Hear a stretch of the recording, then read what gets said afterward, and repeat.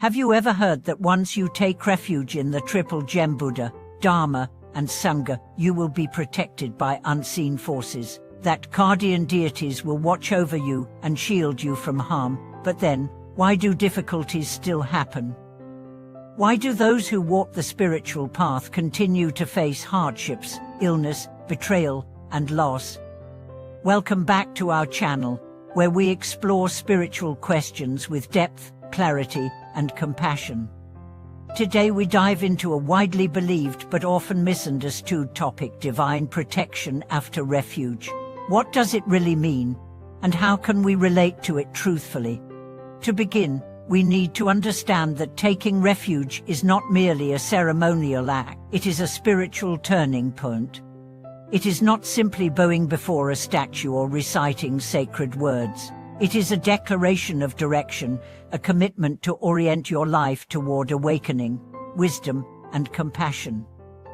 When you say, "I take refuge," you are saying, "I no longer chase illusion. I seek truth." This intention, this inner shift, is profound. But it is not magic. It does not erase karma. It does not cancel consequences. What it does is plant a seed. A seed that, if nurtured through action, intention, and faith, will grow into a field of transformation. So, what about the guardian deities? Are they real? Do they protect you? The answer is both yes and not in the way you think. In Buddhist cosmology, guardian deities are known as Dharma protectors, beings who vowed to safeguard those who uphold truth and walk the path sincerely. They are not personal servants or wish granters. They are not emotional beings who react to your prayers based on how loud or frequent they are.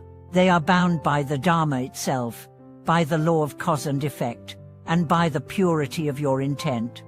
So when you take refuge and live in alignment with Dharma, when you embody compassion, keep your vows, and commit to growth, you align with the frequency of protection. But that protection may not look like invincibility.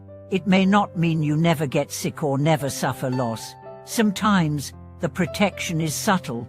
It shows up in the delay of an accident, in the clarity of a decision, in the strength to endure pain, in the sudden insight during a storm.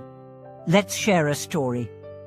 A woman once took refuge after years of spiritual searching. She changed her life, waking early to meditate, observing precepts, caring for others with sincerity. One day, riding her scooter through a busy street, a truck sped through a red light. She felt time slow, a sharp turn, a near miss. She was unharmed. The driver, pale with fear, said, "I don't know how I missed you." She knew, not because she believed she was special, but because she had been walking in harmony with truth. Another story: someone who had also taken refuge but continued their old lie, deceit, indulgence, anger. They faced a string of misfortunes and cried out, "Where is my protection?" But refuge is not superstition, it's a relationship. And like any relationship, it requires presence, responsibility, and love. Guardian deities are like skilled surgeons. They don't prevent every pain, but they protect the operation that helps you heal. They don't interfere with your karma, but they guide you to face it with courage and wisdom. They don't fight your battles, but they remind you you're not alone when you do. And sometimes, protection doesn't feel like protection. It feels like loss, like being stripped of something you thought you needed. But look deeper. Was that job, that relationship, that attachment truly aligned with your path? If you hadn't been shaken, would you have grown?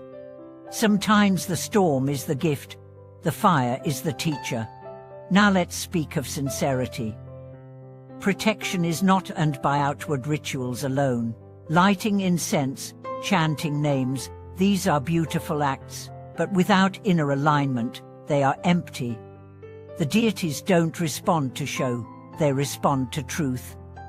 When your heart is pure, your conduct sincere, and your intentions clear, you become a vessel they can uphold.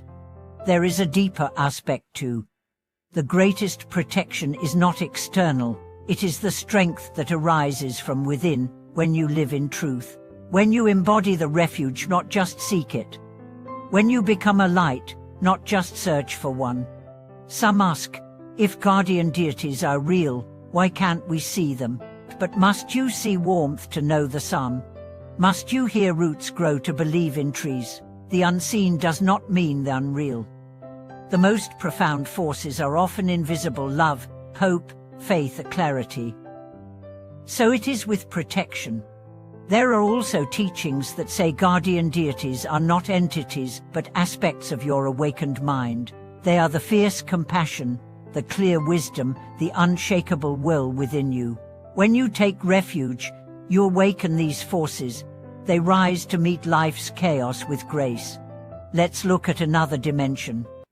Protection deepens when you extend your path to others. When your refuge is not only for self-liberation, but for the benefit of all beings.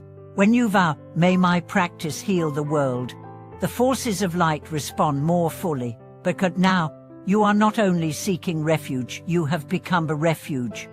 Think of a tree. A lone sapling is fragile, but one that shades others, shelters birds, and nourishes soul, becomes the heart of the forest. The more you give, the stronger the protection. Not because of reward, but resonance. There's also the principle of reverence. If you want to be protected, honor what protects. Respect the Dharma. Honor the Sangha. Don't criticize without clarity. Don't slander what you don't understand. Gratitude invites grace. Disrespect repels it. This is not punishment, it's energy. In moments of despair, don't just ask, where is my protection? Ask, where is my alignment? Where is my vow? Return to your sincerity. Return to your breath. Return to your path. Taking refuge is not a ticket, it's a compass. It won't prevent storms, but it will always show you true north. Thank you for watching this video. If you've ever felt protected in mysterious ways or longed for deeper connection with unseen guidance, share your stories in the comments. Let's keep walking this sacred path together. Remember to subscribe, like, and stay tuned. The journey has only just begun.